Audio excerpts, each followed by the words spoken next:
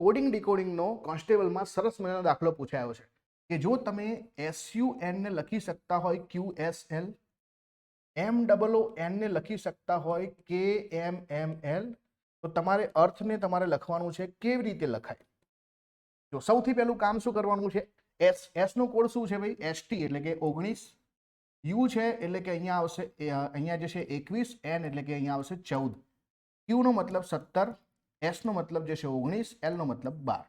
તો જુઓ -2 -2 -2, અહીંયા પણ જુઓ M એટલે કે અહીંયા 13 છે, આ 15 અને આ જે છે કેટલા N એટલે કે 14, તો K એટલે કે 11, આ છે 13, આ છે 13 અને 12, તો 13 માંથી 11 એટલે કે -2, અહીંયા પણ -2, અહીંયા પણ -2, અહીંયા પણ -2.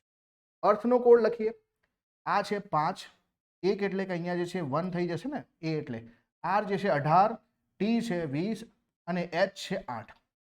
હવે આમાંથી જે છે -2 કરવાના છે, 5 માંથી 2 જશે એટલે કે 3 આવશે. હવે જુઓ 1 માંથી માઇનસ કરવાના છે, તો આપણે શું કરીશું, 26 માં 1 27 અને 27 માંથી 2 એટલે કે અહીંયા આવશે 25, 18 માંથી 2 જશે તો 18 માંથી 2 એટલે કે 16, 20 માંથી 2 એટલે 18 અને 8 માંથી 2 એટલે કે 6. હવે આ કોડ આપણો આવી ગયો. 3 નો મતલબ C છે, 25 નો મતલબ Y છે, 16 નો મતલબ P છે, 18 નો મતલબ R છે અને 6 નો મતલબ F છે. તો CYPRF, તો CYPRF જે છે આપણો જવાબ છે ઓપ્શન નંબર D. તો આવી રીતે તમે કોડિંગ ડીકોડિંગ કરી શકો.